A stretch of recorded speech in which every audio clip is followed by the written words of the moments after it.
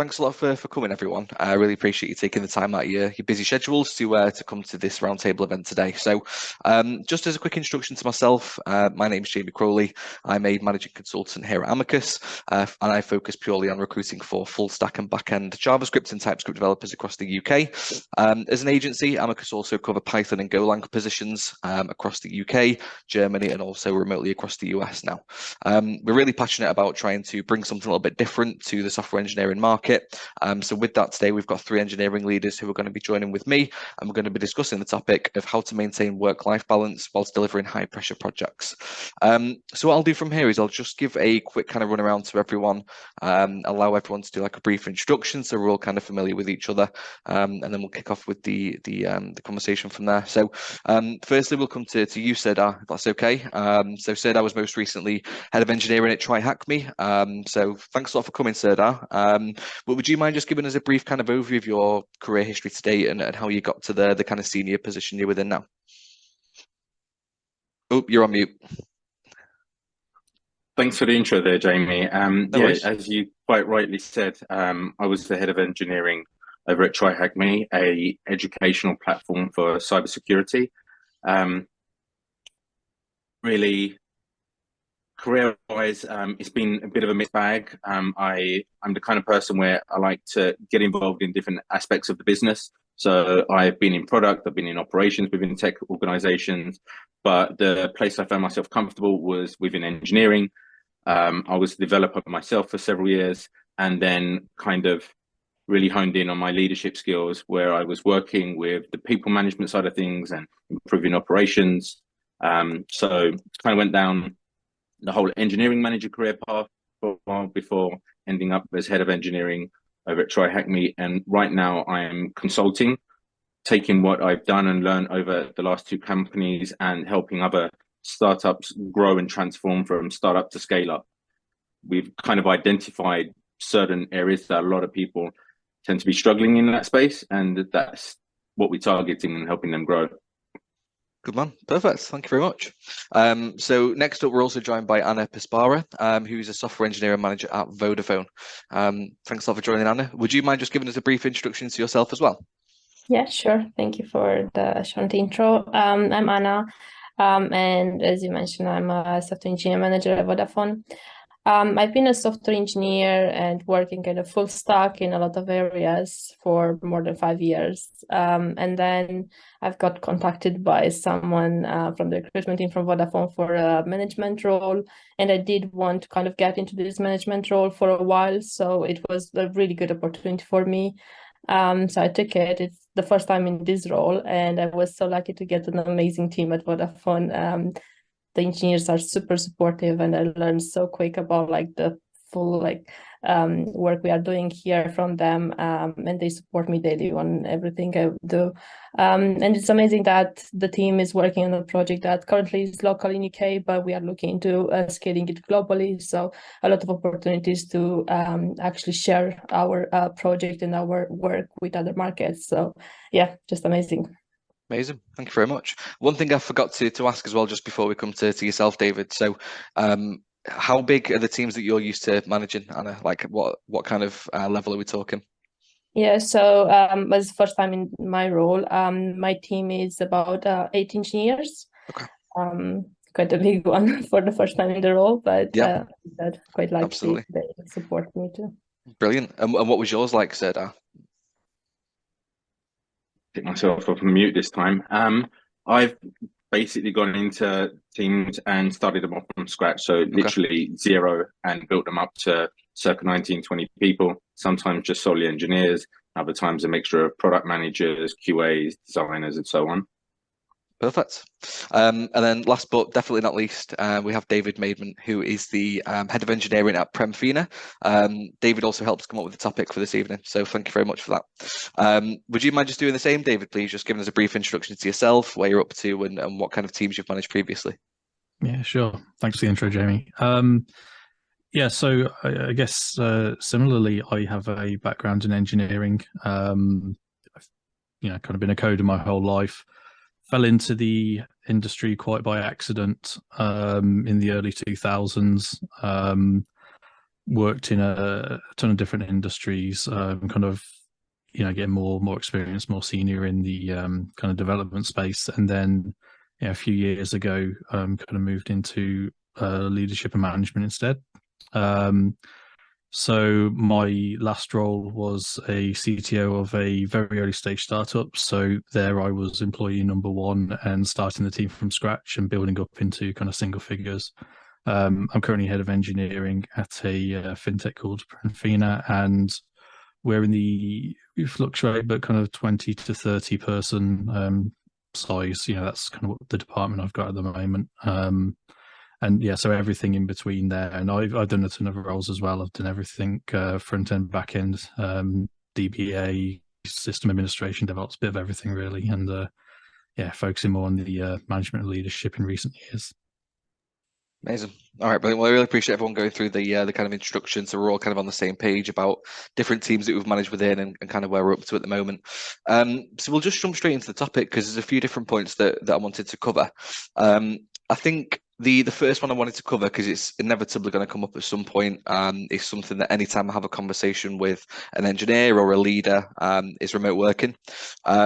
And I think when we're discussing work-life balance as an engineer or as an engineering leader, it's something that's bound to come up, and I think people have got different opinions on it. So I guess my question is, and feel free to jump in whoever wants to at this point, but do you personally think that remote working helps work-life balance or actually hinders it? I mean, I guess it depends on the person, right? I've certainly managed people before who's even before, the pandemic, it's very useful for people with young children. I employed one lady who was just getting back into the workforce, and if it wasn't for being able to do remote working, she would have had to make that move back into the workforce several months, maybe a year or so later. So it was certainly very helpful for her. But on the flip side, I know some people I work with who are incredibly social, and being together on a regular basis is part of what helps them to do their job and to do it well.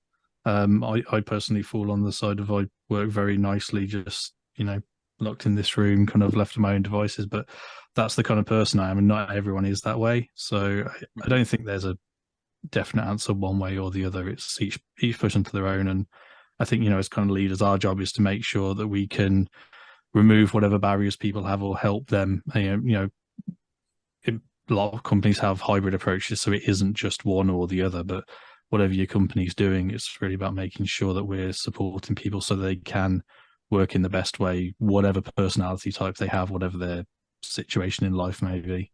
Yeah, I totally agree. And I was going to say that actually it's a really good, balance to have not just fully remote, but also some kind of hybrid for people that do appreciate going to the office, socializing.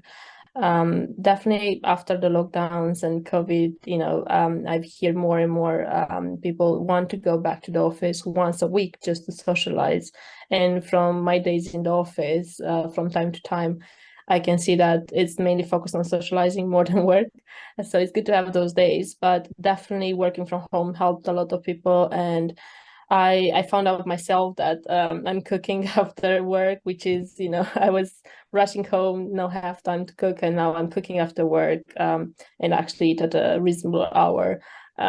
So all the time spent on traveling back from work is definitely used on more healthy diets and spending time with my family. So it's definitely helping a lot. But I do think is kind of you have a balance somewhere, because you need to have that option when you want and when you need that kind of break to go and socialize for a bit and then come back and work from home.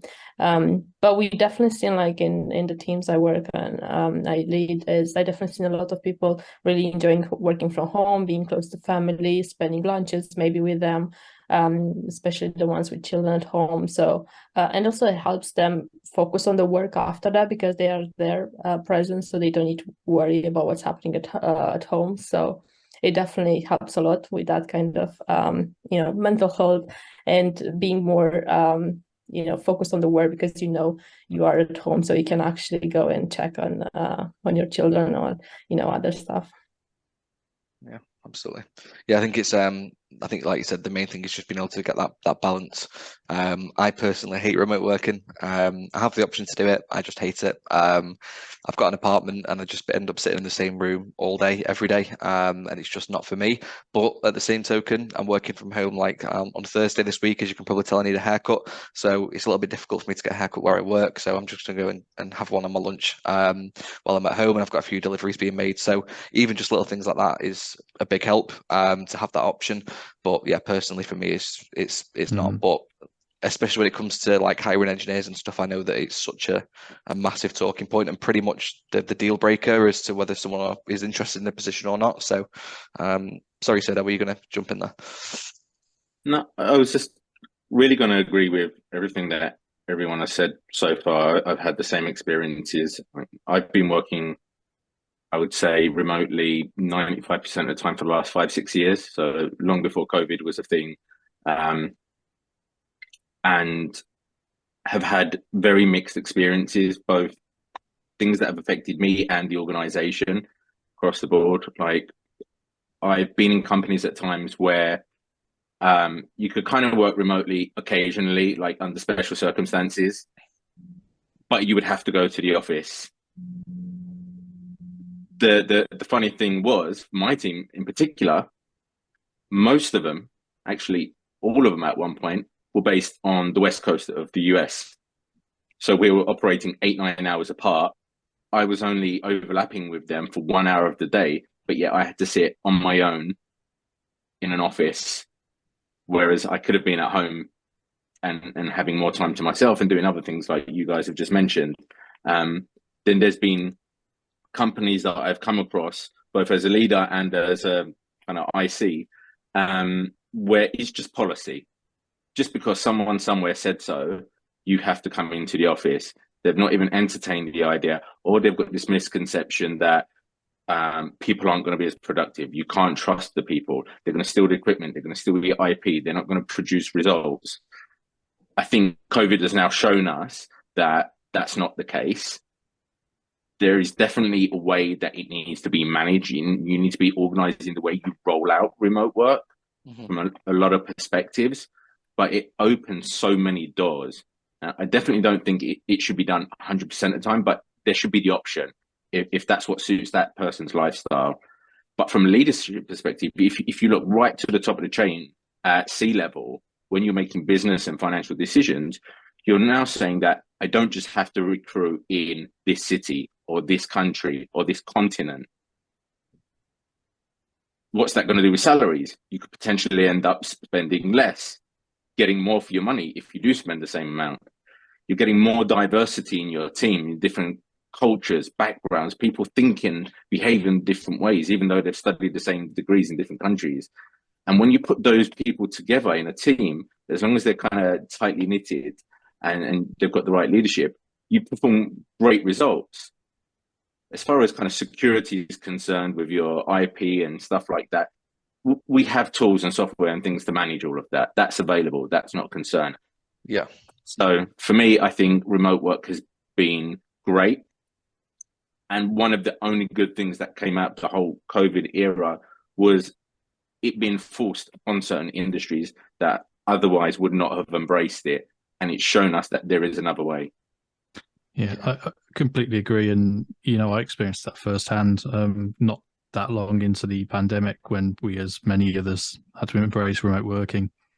We lost someone on our team, and when we went to replace them, all of a sudden we weren't just constrained to the Birmingham area. I think for that particular role, I ended up with 3 candidates, and the final 3 candidates were all from Scotland. Never had the opportunity to hire someone from Scotland before. It's brilliant. The candidate pool suddenly just exploded. And some really good people that would have previously been completely out of reach. There's obviously benefits there as well. Previously you want to work for, if you want to maximize your kind of potential in your career, you move to one of the big cities, one of the big tech hubs. You don't have to do that anymore. You can live in a lower cost of living area. you stay close to your family, you know, whatever's important to you, you can do those things. But I think, you know, if we're going to do remote working, I think, you know, Jamie pointed something out that is really important. You know, Jamie, you mentioned you don't like it so much because you're in an apartment. And when we spoke before, you know, when we were kind of setting up this this kind of round table, we discussed it, and I said that, you know what, I'm lucky, I have a home office. If you don't have those things set up, then if you are sat there at your coffee table or in your living room and you're cramped and maybe the kids are in the same room as you or whatever, you know, that can be distracting. That can not be a productive way to work. So, you know, you got to make sure that you are set up properly working from home and you do have all of the benefits of an office. And as employers, we can sometimes help with that. I'm not going to buy someone an extra room on their house, but, you know, can I, you know, is there anything I can buy them? Like, a lot of employers will now give home office allowances, so you at least have decent equipment, desk, chair, you know, whatever you need. And those things that maybe cost you a few £100 maybe save you thousands in productivity and allow someone to effectively work at home. Yeah. I was gonna add that that's exactly what happened to me. We went into COVID. I was in a one-bed apartment with my partner, and we had to share like a room. It was really hard. But one thing in Vodafone, since I joined, we do have that allowance, so they provide everything from desk, chair, everything you need in terms of like commodities, the monitors and keyboards and everything like that. So you can actually have a proper office at home, which is amazing because I don't need to spend the money on equipment, which I don't know if I will need it for the future job or not. So they provide that, which is amazing. Also, like, it definitely helped us in Vodafone to kind of expand. So we actually partnered with other companies and agencies, and now my team is actually spread globally. So I'm working with people from India, from East Europe, and a lot of other parts of the country, and also in UK, just like from central UK. Sorry. Which is amazing because then I can, you know, see how they work in differently, and it definitely helped us a lot, especially with that global in mind, and just putting our solution out and understand how other markets are using our product. It helped a lot to kind of expand the horizon by just hiring from other countries. So from the team perspective, it helped a lot, but also from the personal life, everyone was able to work from home and spend that time. Yeah. Absolutely, I think that's massively important. Like I say, if you are going to provide that option and people want to do it, you've got to make sure they're kind of comfortable doing it and have the right tools available to them. I think it's really important that we've come on to remote working. The reason I particularly don't enjoy it is, like I mentioned, I basically sit in the same room all day. The issue I have with that is that I'll then go and sit down on the sofa, watch some TV, have some food, whatever it may be. My laptop's about 5 feet away from me, and this is probably more of a me thing than like anything that anyone else can do, but my itch is to go and check my emails every now and again, or I forgot I did that before, I need to go and send that now, or update this spreadsheet, or whatever it may be. And I personally found that quite difficult to detach from home and work, which is part of the reason why I think it's so important for me, just as an individual, to be able to have that split between home and work. But again, that's why I guess you give people the option, and then you've got that kind of way of giving people what they need.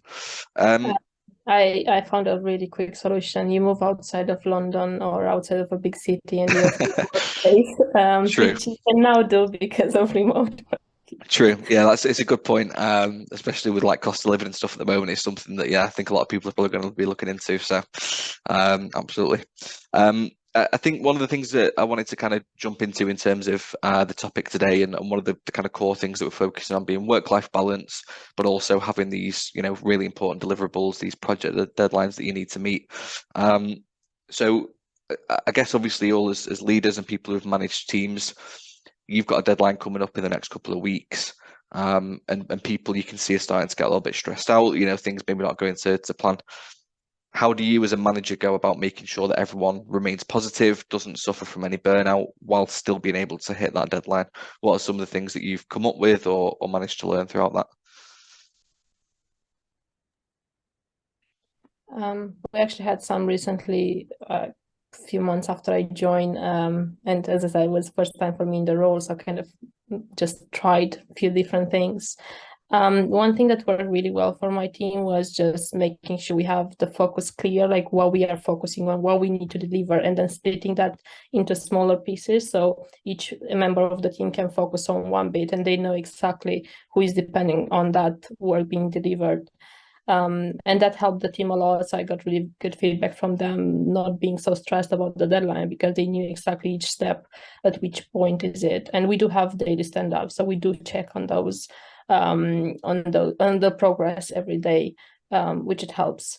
But as I said, the main thing is splitting that big goal and the deadline into smaller goals. It helped focusing on smaller pieces and not be so stressful of, you know, this huge piece of work that needs to be delivered because it's been split into smaller ones. From my side, I think if I categorize what Anna said as, say, project management, I think that's extremely important, regardless of which methodology you're following, Agile, Scrum, Kanban, or anything else in between. That they cover those principles of putting things into bite-sized pieces and making sure that's all managed correctly. So that's one side of things that you need to work on. And I think everyone has a part to play in that, not just the leadership, but everyone needs to chip into that and speak up when they see things that can improve. But one could also say in relation to remote work, you don't necessarily need to separate work and life in the traditional way, 9 to 5 work and everything else is your personal time. If you're working remotely, especially if you have the option to allow your team to work flexibly with their hours, start at 7, start at 8, finish early, or break up the day. I mean, what are we measuring? What's the most important thing to us? Value to our users, to our customers, monthly recurring revenue, annual recurring revenue, right? As long as we get that, does it matter if someone took a 3-hour gap in between, as long as they didn't miss any vital meetings and things? They've gone and had their haircut like you're going to do, Jamie. They've gone and picked up the kids from school. They've gone to their kids' sports day. They've come back. And then they're doing that 2 or 3 hours at the laptop or on their phone or whatever in the evening. As long as it gets done, especially if you've got an international team that are working across different time zones, you may not be able to get the whole team all together that often, or maybe even at all. So we rely on a lot of async communications through our project management tools, Slack, Zoom, and so on, right? So I think it's more about making sure the deliverables are there, that value is there. That comes from the project management side of things. The work-life balance can be dealt with by the remote side, but even if you've got more strict hours and you have to be there 9 to 5 and things, there are things you can do. As a leader, you can make sure that your team is taking focus time, whether that's a physical thing like Apple have this focus functionality on their products now. You can make sure that you're not getting disturbed during certain hours of the day, or if it's literally you going into your calendar and blocking out 2 hours, this is the time that I need to catch up with my emails, or this is my coding time, or even what I always do is allocate training time. This many hours, this day, whatever the frequency is, this is where you're going to do your professional development. You're creating that separation of concerns, just like we do in our code. You're creating these modules. This is training, this is coding, this is meetings, and things like meetings. Does it need to be done? Who needs to be there? How long does it need to be? Set an agenda, set a time, make sure there's someone facilitating the call or the meeting to make sure we stay on topic. You don't go off on tangents like I do, so feel free to rein me in, Jamie. And make sure there's those clear action points. So the next time you come to your stand-up, your retrospective, or whatever it is, what did you discuss last time? Little house rules, like if you're going to do your stand-up, who's going to speak next? To avoid the awkward silence and things like that, people speaking over each other.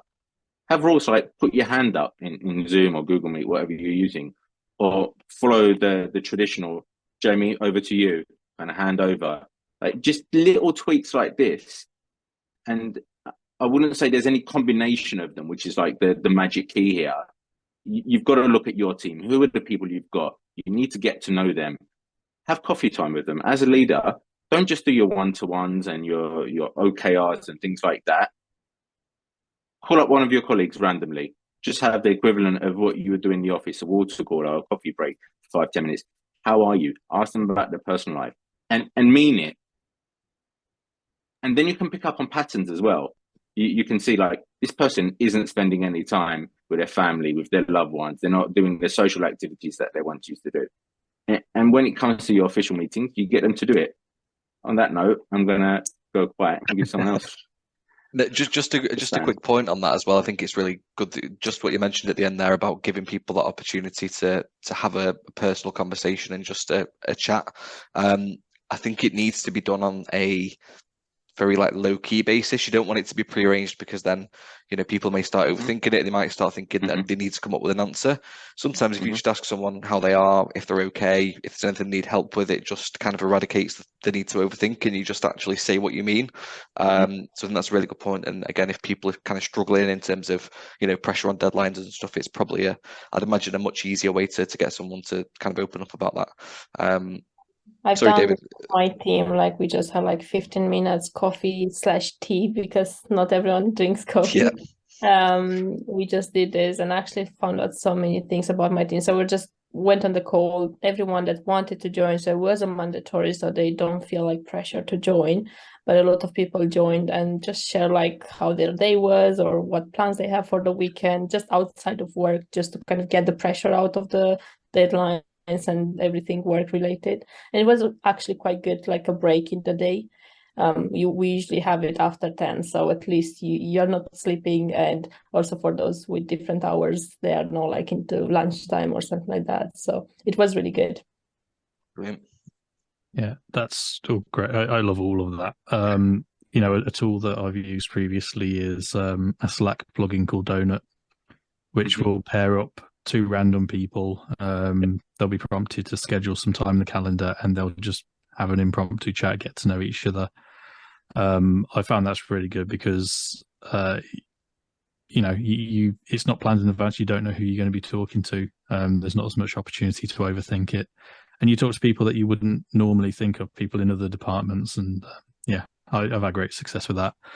I mean, I don't want to talk too much. I've been making some notes as we've been going along, and I think you know, a lot of it's already been covered, but just to kind of recap, like, I think it's hugely important to let people break up the work. You know, I do this. I do try and block out my calendar. Some people respect that, some people don't. I still do get double and triple booked for meetings over the blocks I've put in, but by and large, you know, you can normally block out a few hours to just get your head down. When you're in kind of creative jobs in particular, where you need to go into kind of deep concentration, kind of get in the zone, there have been studies, you know, that show it takes 23 point something minutes to recover and get back into deep focus after you've been interrupted, regardless of how large or small the interruption was. You know, you need to make sure you can protect that time, because if someone is tapping you on the shoulder, just steal 5 seconds of your time 3 times an hour, you're running at like 10% productivity the whole day. Whereas if you can just get 2 hours solid, you may be churning out 5 times, 10 times what you would have otherwise. You know, but I think when it comes to, I think the original question was around strict deadlines and kind of all of that. I think it's, in my view, it's kind of a zero-sum game, right? I can't create more time. I can't create more energy for people. You do sometimes need to ask people to work over, to work a bit harder, to push themselves. They can borrow that energy and they can borrow that time, but I cannot give it back to them. Well, I can, and the way I do it is I say, don't come into work tomorrow, or, take the afternoon off, leave early, take an extended lunch. It's not time I'm creating, but it's time I can choose to sacrifice for them because they've sacrificed for me. Ultimately, you've still got the same 40 hours a week or whatever your standard working week is. So, it's just more about how you cleverly arrange that time. But if you have to routinely do that, that's maybe indicative of a larger problem, and then your job as a leader is to find a way to convince the company to hire more people, or to buy tooling that will help, or to implement some processes or something. Each situation will be different, but there'll be something you can then work on to make sure that that isn't a regular occurrence. But when it does happen, I'm a very big fan of telling people I do not expect to see you before 11 tomorrow or something like that. Yeah, and I think like I say, for me, I will block out time as well, and sometimes I will just go for a walk. There is nothing there's very rarely things that are important enough that if I'm gone for 15 minutes, it's going to cause a huge problem. I just walk around the block, I'll put some music on, I'll unwind, and then I'll come back refreshed, and I'll be running not 100% energy, but I'll give myself a little charge and I can carry on. And I encourage people to do that as well. It's tricky because it's very easy for me to say that as someone's boss. Hey, I go out and I take a walk, you should as well. And I think, well, that's all very well. You're on the senior leadership team, you're an executive or something. Of course you can do that. I'm just an individual contributor. I'm not allowed to. But so there's a tricky thing where you've got to convince people that yes, you really can go and do these things. You have my permission. And if they can, then it just helps them feel like it's not an 8-hour slog day after day. Yeah. So Serdar, I know you've got your hand raised, so I'll go straight to you. Yeah, just wanted to quickly touch on the high pressure side of things as well, and the kind of deliverables. One of the key things that I found has helped my teams has been setting and managing expectations in a better way. And that, for example, is estimating timeframes, story points, and whatever. We've all been in those kind of meetings. This is what needs to be done, and we start guessing how long it's going to take. I can probably count on one hand how many times that has been kind of accurate. So what I like to do is look at what is the value that we need to provide, and when is the absolute latest, and can we break it down? And if you're saying there's this feature that needs to be done in 6 weeks, can we divide this into another bit in another 2, and so on? So they're getting a constant flow of things. They're not just waiting. And that's something I always give a lot of pushback on, but that's my personality. I don't mind standing there in front of any kind of senior management or execs or even company owners and having that conversation. That's something I've trained myself to do over years. What I try to do is get my team to also have the courage to speak up as well. So when we're having some kind of planning sessions and things, and there's some niche area that's being worked on, I expect the architect, the senior, whoever it is, to say, well, actually, that's not quite right. That's a bit more complicated than you might think, or it's going to take a bit longer.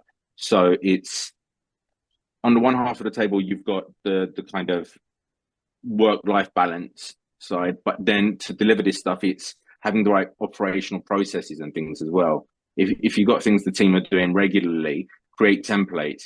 If they're doing it more than a couple of times a day or whatever, and automate things. All of these little steps to make everyone's lives easier and more efficient. I'll put my hand down and it's fine, it's good. I think that's a really, really good point that you just brought up about people being able to challenge you as well. And that was one of the things I was going to ask and put it out to everybody. Now, obviously, I've worked in software engineering recruitment for like 4 years. I feel like I've got a pretty good understanding of like the markets. Very, very comfortable in being able to hold a conversation with both an engineer and an engineering leader, etc. But obviously, I'm not sat in an office or sat in a Slack room with engineers all day, every day. So, in terms of the ins and outs of it, I was wondering, how common is it for you to sit with your teams and actually let them plan deadlines and I guess set roadmaps with you? Is that common at all, or is it normally left to yourself or the wider leadership team to come up with that and then delegate accordingly? Well, it might be surprising in Vodafone actually. When I joined, I expected the leadership team to kind of set up deadlines. It's not quite that. We are working with product together to understand from technical perspective and from business perspective what's possible and what's not. And we have, I don't know if any of you worked in SAFe, it's like a agile at scale methodology. And we have every quarter, we are practically planning and agreeing with the team, the deadlines and what we can actually get into that quarter to work on. And each member of the team is involved in that. So we have 2 days dedicated only on focusing on that to understand, is that feasible or not? Do you actually want to focus on that or not? Do you think is the right order? Is there any technical challenge you can see or not? And each member of the team, from the most junior one to the most senior, has something to say into that. And not just from the technical side of work, but also from the business side of work. They actually get to say, look, actually, we can't implement that as you wanted because we have this technical challenge. We need to do this technical depth maybe first before we deliver your product. And I quite enjoy it. It's super like collaborative, which is, for me, it helped a lot because I didn't know much about Vodaphone when I joined. So having everyone in my team that's been there for years to contribute to the decisions, what we're gonna focus on and what we're not gonna focus on, it really helped a lot. And also it just empowers everyone to, commit to the work they're gonna deliver. After all, of course, we all know nothing that we plan is going to actually be 100% delivered because we know that there's expectation. But we switched, I think, a couple of years ago, Vodafone switched to OKRs. So that helped us to understand that we commit to something and we are kind of shooting for the moon, but only going to be delivered about 70%. And that's really good for the team because they know exactly what to expect.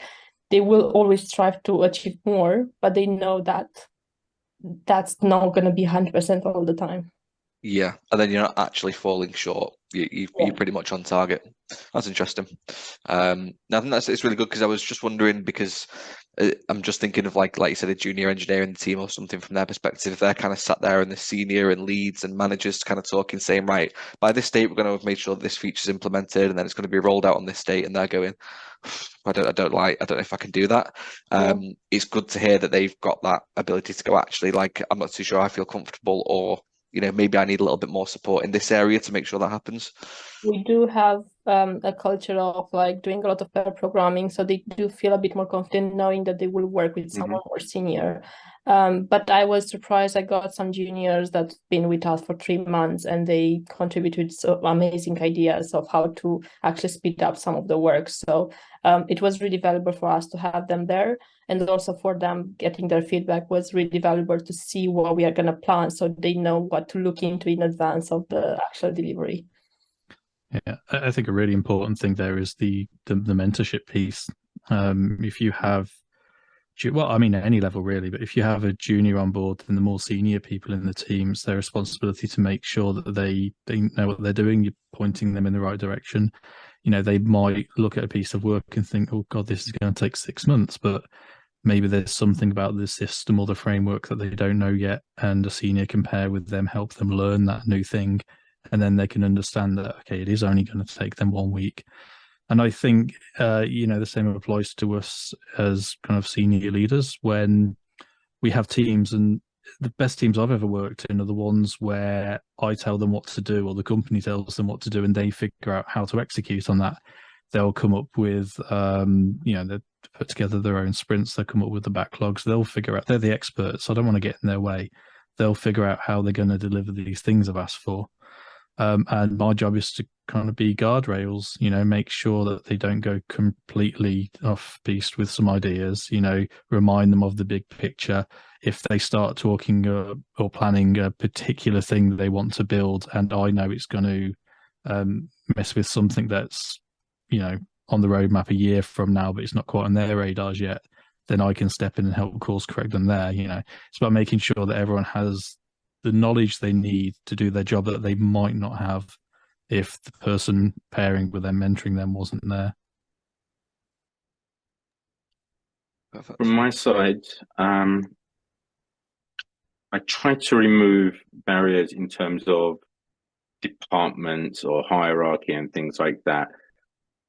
Not just in the kind of traditional cross-functional team sense, but from onboarding, I get new hires to meet with people from each department, different levels of seniority, sit down and have just like an icebreaker with them. And then as an ongoing thing, I try to get different departments working with each other as much as possible. And kind of key example is the relationship with product, design, whether you're in a cross-functional team or not, it's like there's still certain information that's siloed to the product team. And then there's the engineering. So there's this kind of invisible separation. So engineers at times don't quite understand why they're doing what they're doing, or how did that decision come to be? What was the data behind it? Have they done kind of user research? What kind of user research? Is it quantitative, qualitative? Like, why are we doing what we're doing? And I've had the engineers get involved in those sessions with product, even get involved with users and customers to discuss things with them. Right, what you want is this. Well, actually, it's what you want isn't what we've understood. You just want a solution to a problem you've got. That's not what product's asking us to build or fix, though. So it's having different people's perspectives and sharing information as much as possible, using guilds and so on. And yeah, that usually makes improvements in this area. Yeah, that is, you've just hit the nail on the head there. It's about understanding the problems, and I think as well, when we're talking about getting say developers even in touch with the customer or the client, which I think is hugely valuable. Making sure they're talking to the right people, because often if we are building software projects for a client, the person we're in touch with isn't necessarily the person that's going to be using it. They're not the the kind of people who are sat in the offices in this company that we're building something for, who are using it day to day.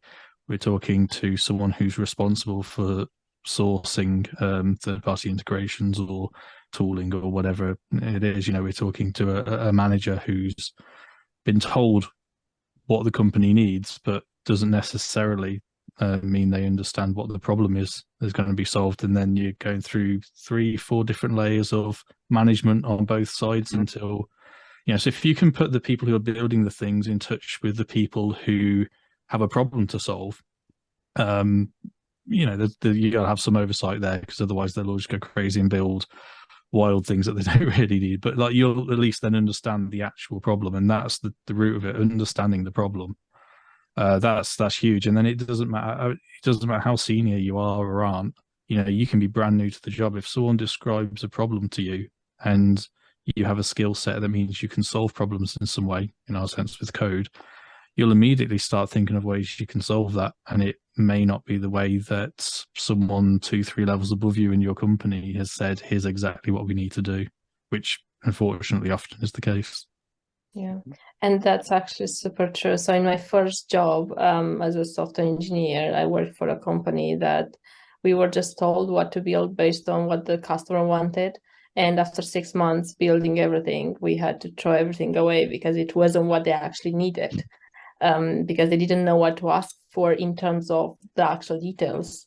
So we practically spent 6 months, a team of 6 developers, on something that we just throw away. And then I moved to my next job, and also like in Vodafone too, we have these teams that are cross-functional. So we are actually working closer to the end, let's say, users. We have user testing. And in the remote context, we do those remote. There are a lot of applications that you can use to do user testing remote, so you don't need to meet with the user in the office as we've done before COVID, which is really useful, because I sat into some of those user testing, and I found so many aspects of the product that me also as a user of the same product I did not think of. So I've been also Vodafone user as a customer before, but looking at other customers, how they use our service, for me was open eyes, and okay, that's how you use it, I use it differently, and just see those differences and helped a lot with how we think about actually implementing the product. So definitely those kind of cross-functional and having the engineers more involved into those discovery phases, it's helping a lot. Yeah, and I imagine that, you know, if you're giving people that kind of autonomy and that ability to think themselves, it also buys them a lot more into the project. Like you've just said, you know, if you were spending 6 months building something, you didn't, you know, you knew what you were building, but you didn't really know what the end goal of it was, or, you know, if it was actually going to be rolled out. Whereas if someone knows this is exactly what the problem is that I'm going to be solving, I'd imagine from an engineer's perspective, knowing why a lot of people get into the industry, that's going to drive them on. And when it is coming down to, you know, meeting certain deadlines, whether it's big or small, it's going to give them that little extra edge. Like, you know, this is going to be something that's really, you know, going to be something to be proud of when it comes to the end of it. So, again, a massive part of that.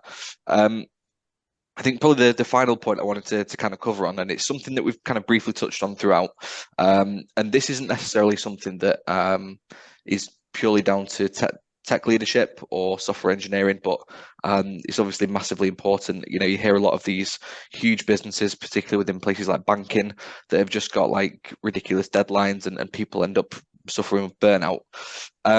As someone who manages teams, oversees departments, how do you sometimes, especially when working remotely, how do you actually go about spotting when someone maybe hasn't come to you but needs that support? And once you've identified that, what are some of the things that you can put in place to ensure that it's going to be resolved and people are going to be happier? I think regular check-ins are important, and that was something I think we all touched on earlier. You know, one company I worked in, someone introduced me to the 15-5 check-in, or 5-15, depending how you do it, check-in model, where at the end of the week, you'll have a list of standard kind of questions. It's basically like a health check. You know, how are you doing? How was the last week? Any struggles? I mean, these are things you should pick up in your one-to-ones anyway, but it's just a very quick form. Sometimes you can automate them on Slack, things like that. And then you just get a trend over time. And I've got decent kind of metrics from this, not necessarily from the check-ins themselves. If everything's going smoothly, they tend to be quite bland. You know, everything was fine. Got all my Jira tickets done. You know, same problems as before. You know, it's the same stuff. But you know, I got a really good measure from one of them when someone stopped filling them out. You know, they were burning out. They just didn't care anymore. And then I was able to dig a little deeper with that person, and we had some, you know, proper conversations about what was going on with them in inside work, outside work. I mean, it could be anything, right? And yeah, that was really helpful. So whatever form it takes, you know, whether it's your regular one-to-ones or some automated health checks, a lot of HR systems have that kind of functionality. Just anything that gives you a consistent view and how your people are doing, and then just monitor for any changes, you know, positive or negative, because you want to celebrate the positive things for them as well. But you can just see trends over time, and then the hard work starts. You know, you have to have conversations. You have to, hopefully, if you've got good soft skills, which I don't know what you're all like. I'm an incredibly introverted person. I have to work very hard at that to have those conversations and you know, be able to connect with people. But as a leader, as a manager, if you've decided to pursue that as a career, you have to figure that out and have those conversations with people and dig deep. And there's no answer. Like, I can't say what the answer is, because each situation is going to be different. And the skill you have to learn is to very quickly determine what you can do in each situation. It might be something very simple. It might be something that's going to be very difficult, but you got to figure that out. We, besides like what you already mentioned, you know, the check-ins, the surveys, and try to understand how they do in terms of like on a more regular basis, to kind of get ahead of even the issue occurs and not have to get to that burnout. In Vodafone, we also have like, we call it a spirit day, which is like a day where you focus on your mental health, when just yourself. So I have colleagues that just went to, I don't know, play some golf or go to like a therapy session or something like that, just to kind of have that day. And we have that every quarter. So every 3 months, we have the day to just dedicate on something for ourselves. which is really useful. And I've used it also for just like learning things that are outside of my exact zone of area, and also things provided by Vodafone learning platforms, but just to focus on something that's not requiring a lot of, spending time in front of your computer or something, just like audio learning or something like that if you want, or just go to to play golf, as some of my colleagues. It just helps with that kind of getting out of the work while you are at work. So it's just that day we provide, which is super helpful. And also like volunteering days. A lot of people just find out that they just enjoy doing some volunteering days to just kind of get that break from work and not be so involved into the work every day. So we also provide those like volunteering days you can take out from your actual working day, so you get paid normally and you get to do some volunteering, and helps a lot with people just shifting the focus from from not getting that burnout on work and just doing something they really enjoy. Yeah, we have something similar. We call it an all about me day. And on the surface of it, it's just another day's holiday, paid holiday. But by calling it all about me, it's the company saying, this is for you, do something that's just for you to unwind, to relax, to, focus on yourself. And they have to specifically apply for this. It's not just part of their regular holiday. They have to specifically apply for this day off for themselves. And just the psychology of that, reinforces, take care of yourself, just a silly little gimmick, but it can help, I think another company I worked at did the volunteering as well. That's hugely, that's awesome, because you're doing some good and you're getting out. And the only thing I'll say on that though is I've had experiences where someone requests to join the volunteering to paint over graffiti or pick up litter or whatever it happens to be, and then their manager says, well, actually no, I need them on a project, can someone else do it? So you have to make sure the company's bought into that, like really bought into it, otherwise that maybe does more harm than good. But again, we're leaders in the company, that's our job, to make sure that those things don't happen. Yeah, I mean, this the volunteering days comes from like the top there, like your benefits, so no one can say no when they are booked in. Nice. Which is awesome, because we allow everyone to do that, so we want to make sure everyone is actually taking those when they need and when they feel that they need to do that. Me, I start with having a framework in every team or organization I'm going to. I try to put down some structure just in rough notes. Look at how do I prevent burnout? How do I recognize it in this team? And then how do we deal with it? So there's those 3 stages. And some of the kinds of things I look at are quantitative data, i.e. how much work are they actually producing? Are they doing commits? Are they pushing? Are they merging? And so on and so forth. If you see someone that is regularly performing really well, has a lot of kind of physical output, and then suddenly there's a change, dig into it. Are they not interested in job anymore? Is there something going on? Are they burnt out? And so on and so forth. And look at the wider picture. If you know that you've just gone through a hard summer building some features for a customer or whoever it is, the whole team's been working really hard, then you can kind of put 2 and 2 together. Make sure you have a people manager, and this isn't necessarily an engineering manager, a head of, it could be a HR person, just someone in the organization that cares about the people and really tries to get to know them. It could even just be another IC. There's got to be someone there which is trying to get to know more about people. And this is where the psychology stuff starts coming in, building trust, creating that kind of courage that I mentioned earlier. So people will open up and talk to you. We're very formal like this. It's like sitting across a desk, like face to face in an interview.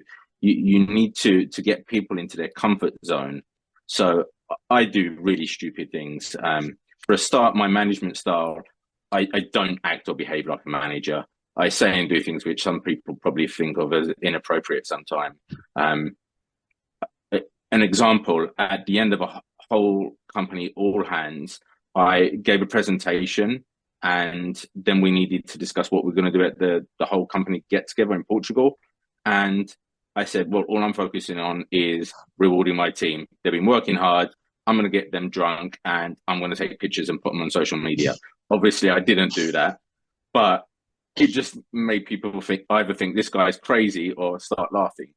But it broke down barriers. And I do little things like this in stand-ups and that. There's always that 2-3 minutes before everyone's jumped on the call where there's a bit of banter. I'll have some stupid music that I wouldn't normally listen to playing in the background. And they'll be like, Sid, what the hell are you listening to? Like, what's going on? I'll put some stupid background or change people's names, be childish at times, just so they don't think of me as manager. They remove that thought from their head. And then when it comes to conversations, like you have these ad hoc ones, they actually tell you real things. They tell you personal stuff. And what you've got to do is actually really listen to them and record this. And I don't mean like press record, but keep notes so you can refer back to them. I remember you saying the other week that there was this thing going on, like, did it get resolved? People actually recognize that and say, well, look, he actually cares. He remembered something. And you mentioned it as well, David, like using tools and things. I won't pitch their name, but there's a tool that I use that has a really good way of working with OKRs, but also Team 360s. Rather than having like end of month or end of quarter kind of send out a survey type thing, it automatically through Slack or whatever messenger platform you use, sends random questions to different members of the team at different times. And these questions, you can put in your own custom ones, but there's curated ones that have been put together by like behavioral analysts, psychologists, and things like that, asking certain things to get a certain type of response.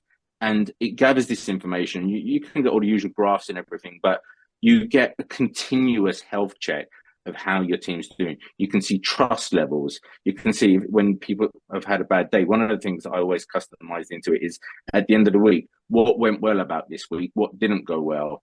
Those kind of things. And you've got that data to keep going on rather than waiting until the end of Q1, 2, or 3. And then you act on it. Finally, it's pushback.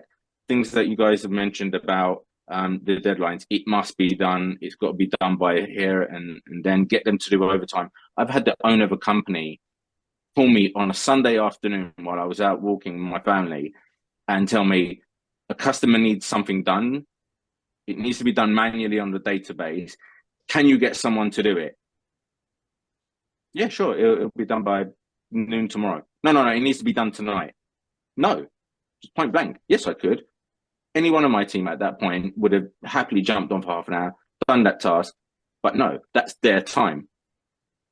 I don't care if you're the head of the company, unless there's some kind of arrangement in place to do out of hour stuff or things like that, then no, people have that time. And I feel like I'm a protector of that. Yeah, I think that's a really good point because, and it comes back to, I'm not too sure who said it, it may have been David or it may have been you said, but about being able to show a bit of vulnerability as a manager as well. Like it was you said when you were mentioning about like the childish things that you do. We spoke about it on the last roundtable that we did. I think that's a massive thing when it comes to things like burnout and it comes to, you know, feeling pressure with deliverables coming up and things. If people can see that, you know, not necessarily that you're struggling with something, but that you're in the same position as them, because sometimes, you know, certain people may suffer with like imposter syndrome when they see someone with a managerial title, like, well, I don't really want to speak to them because, you know, they've been in my position before and they've done a lot better, and things like that come into people's minds. So having that, I think, and being able to draw that line in the sand, like you just mentioned about, well, you know, I could do it, but I'm not going to do it, is a massive thing, because once you've set that, it's a lot harder to push it. Whereas if you say, do you know what, I'll just do this one thing, it'll take me 10 minutes. Before you know it, that's your entire Sunday afternoon gone. Then it's your weekend gone. So, yeah, I think that's a big point to keep in mind and a big takeaway for me for sure. Yeah, I think for me as well, one final point on this is you're asking people. You know, it is inevitable. You have to ask people to put in extra work harder, work later. You know, you can't always get away from things. And I'm the same. I very much do like pushing back on the companies and saying, no, you know, what are they going to do ultimately, you know? But, you know, sometimes you have to, or sometimes they are working the 9 to 5, but it's just a crap week. You know, it's just really awful, horrible work they're they are putting in 110%. So one thing you can do is just don't pile any more pressure or stress on them. And it's from little things. If someone sends you a holiday request, grant it, because they're probably waiting on that before they can book a plane ticket. You know, one thing I pride myself, even if I'm working in a company where maybe I don't achieve the larger goals I wanted to within the organization, you know, maybe I'm not able to radically overhaul the ways of working or things like that. I always pride myself on I form good relationships with the people because I do the little things whenever possible, as soon as they ask me. You know, I will always be available to them. I might not be solving their problems or answering all their questions directly, but I will immediately try and put them in touch with someone who can. You know, I will do whatever I can at that point, just so they don't have to worry about it. If I'm asking them to do something that's a little bit crap, I want them to be only focused on that and not stressing about other things. So, you know, whatever else you can take off their plate in terms of worries, concerns, other things that they might just be occupying some mental space that don't need to be, do it, you know. Yeah, I think it's a massive thing, and I think one of the core takeaways for me from this, apart from what I've just mentioned about kind of being able to break down that barrier, I don't know if anyone agrees with this, but is what we mentioned before, that it's really important to have those check-ins, because a lot of the time, and I find this with myself, is sometimes it's me that's going to do the extra work and putting in an extra hour here and there, and I know full well that it's not expected of me, but it's just that I have certain goals that I want to hit. I have things that I want to achieve, and I'll end up doing that off my own back.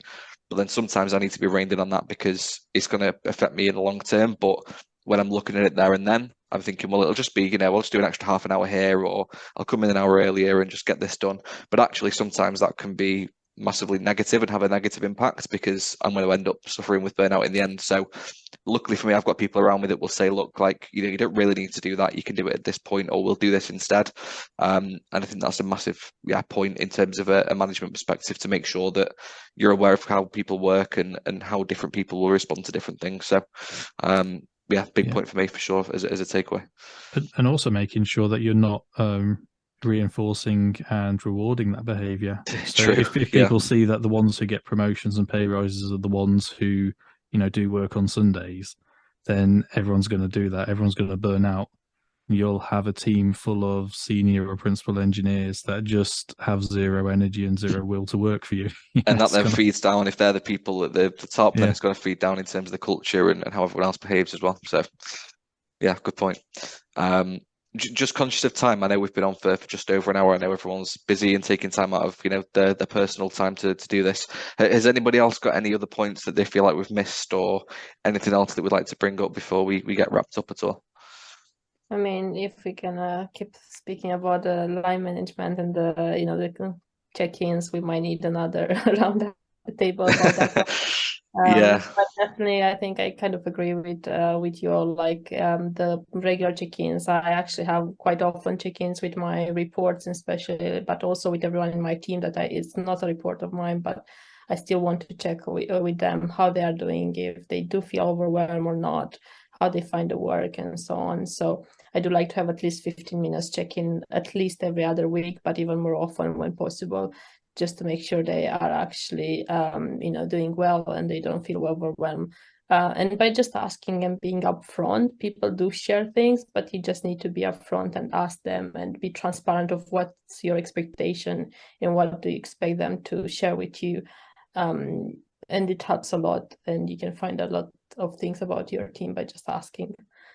So definitely that's, you know, being open, and also, as Serdar said, just have that kind of like relation with them. They know they can speak with you, so be a bit more transparent about also your work and, you know, what's happening in your work offline, just to show them that's not just on their side, all the pressure or the deadlines. Also be more transparent of also some of the work you do, and it does help for them to open up after that. 100%. Perfect.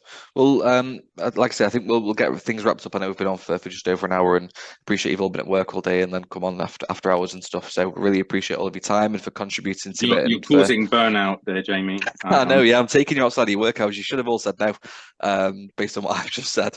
Good point. I feel guilty now.